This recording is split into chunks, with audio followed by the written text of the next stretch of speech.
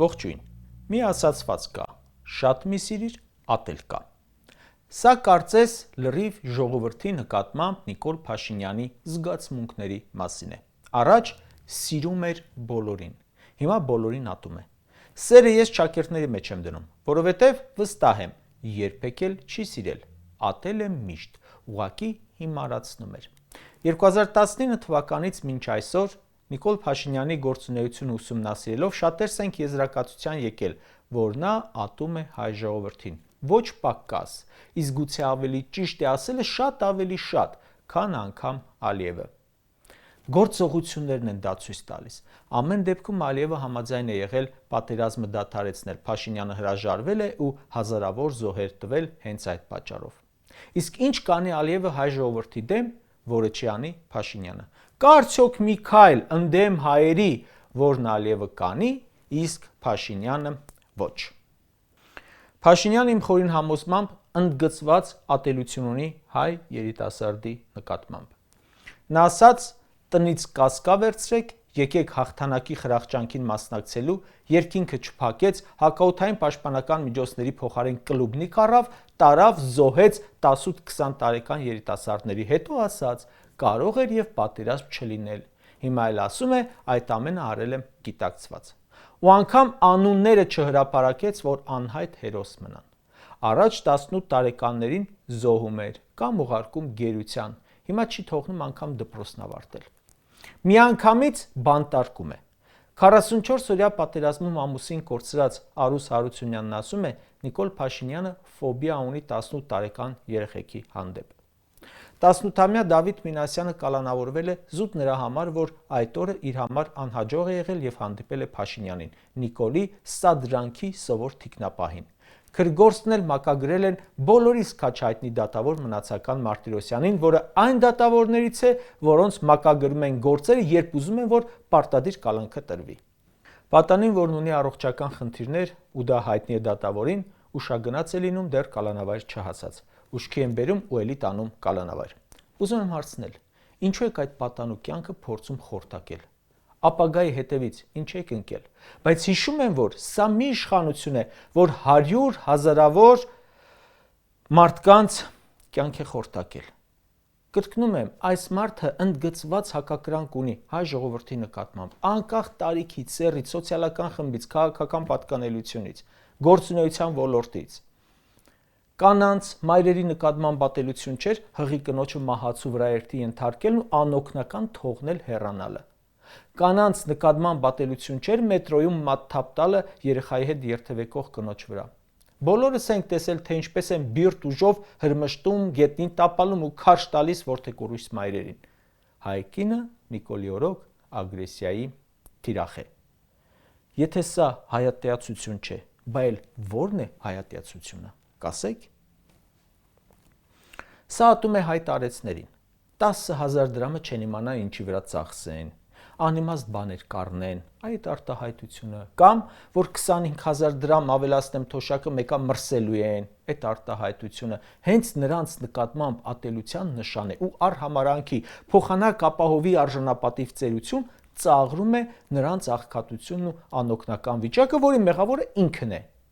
Ատում է Արցախն ու արցախցիներին ու դա մի անգամ չէ, որ ցույց է տվել։ Ատում է Սփյուռքը ու մի անգամ չէ, որ դա էլ է ցույց տվել։ Երկրորդ նախագահն օրերս հանդիպմանն ասում է, իմ քաղաքականությունը եղել է այն, որ ՀՀ նախագահը Հայաստանի Հանրապետության քաղաքացիների նախագահն է, բայց պատասխանատվություն է կրում բոլոր հայերի համար։ Սա գնում ասում է, ին վրա հույս չդնեք։ Մուտքը արգելում է սփյուռքահայերի, նրանց պայքարը ջուրն է գցում, Սփյուռքի թիկունքի հետևում պայմանավորվում է թուրքերի հետ։ Նիկոլը օգտագործելով հանդերձ ատում է ոստիկաններին։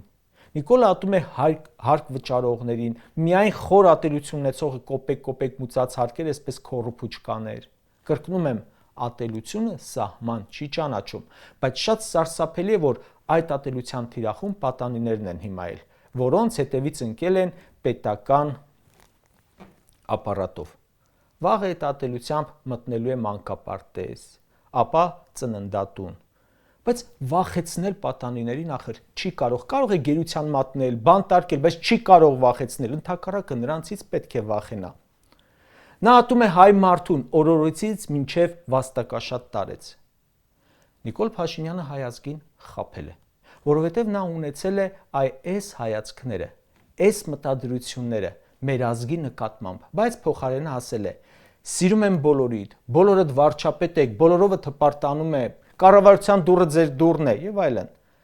Այդ մարդը ատելության ու ստի անխափան գործարան է, որը աշխատում է 24 ժամ ու հումք է ստանում հենց իր ներսի թույնից։ Եթե կա երկու բան, որի մեջ այս իշխանությունը հասել է անգերազանցելի վարպետության, դա ստելն է ու ատելություն տարածելը։ Այսօր ապրիլի 1-ն է, Նիկոլ Փաշինյանի մասնագիտական տոնը։ Նա պարզապես սուտ չի ասում։ Նրա մոտ դա արդեն արվեստ է, կենսակերպ է, կառավարման միակ անփոխարինելի մոդելն է։ Այսօր կալանավորված դպրոցական Դավիթ Մինասյանը, որը Նիկոլի իշխանության գալու ժամանակ ընդամենը 5-րդ դասարան էր, խաբեության զոհ է։ Դավիթների ծնողներն էլ են խաբեության զոհ, որովհետև սա խոստանում էր ազատ խոսք, ազատ հանրություն, ժողովրդավարություն, անվտանգ միջավայր։ Նա խոստանում էր արդարություն ու արդարադատություն, իսկ նրա դատավորը կայացնում է ակնհայտ սխալ անարդար դատական ակտ, որը հենց նրան վաղը հասցնելու է վստահ եմ դատարան։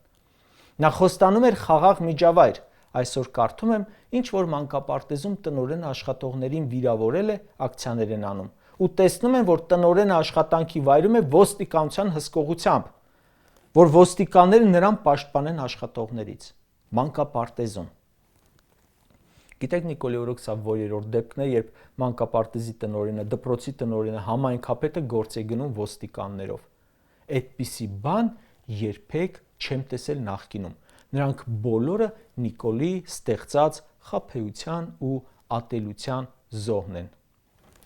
Ժորժ ջան, սա պարզապես վատ կառավարում չէ։ Սա նպատակային, հոգեբանական ու ֆիզիկական տեռոր է հասարակության բոլոր շերտերի նկատմամբ։ Մենք աղետի մեջ ենք, ավելի մեծ աղետ, քան պատերազմն է, որովհետև սա սահմանին չէ, սա ներսում է տեռոր ժողովրդի դեմ։ Մարդ, ով սնվում է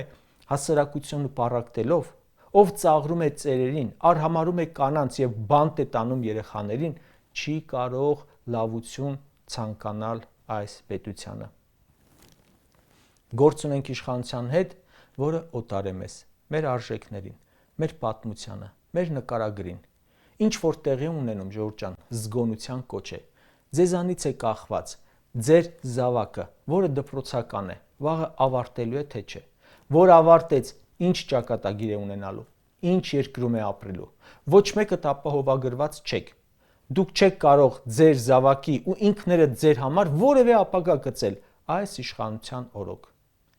Երեք իր ապագան պլանավորած պատանին այսօր կալանավորում է ու մորը հարցնում է. դպրոցը կավարտեմ։ Ձեզանից, մեզանից է կախված, Ժորժ ջան, այս բոլոր անօրինական բանտարկվածները, երբ ազատ կարձակվեն ու ինչ տեղի կունենա մարդկանց կյանքը խորտակող այս իշխանական մեքենայի հետ։ Կարճ ասած, վստահ եմ, որ այս օրերին կատարվողը ել ավելի շատ թվով մարդկանց է տրամադրել իշխանության դեմ։ Ու արդեն շատեր տեղ բարձրացնում պատժի անխուսափելիության հարցը։ Ինչու է Ռոբերտ Քոչարյանին բոլոր հանդիպումների ժամանակ առաջինը նույն հարցը տալիս, որ գաք իշխանության, սրանց պատժելու եք արածների համար։ Ասում է այո, բայց մեկ է անընդհատ հարցը տալիս են, որովհետև երկու հանդիպումների միջև ընկած հատվածում էլի է մի հակահայ բան անում ու մարդկանց մոտ մեծացնում բացասական ռեակցիան։ Ժորժ ջան, Նիկոլը ում կողքով անցնում է, դժբախտություն է բերում։ Ուրեմն պետք է ամեն մեկդ ձեզ համար արդեն հստակ որոշում կայացրած լինեք։ Այդ պատանին այսօր ուղարկվել է բանտ, նույն է թե ադրբեջանական գերության։ Նիկոլն ասում էր. մեր գերիները մեզ կներեն եւս 1-2 ամիս գերության մեջ մնալու համար։ Իրականում դրան մնացել է 1-2 ամիս, եթե ժողովուրդը պատվով հաղթահարի հունիսի 7-ի փորձությունը։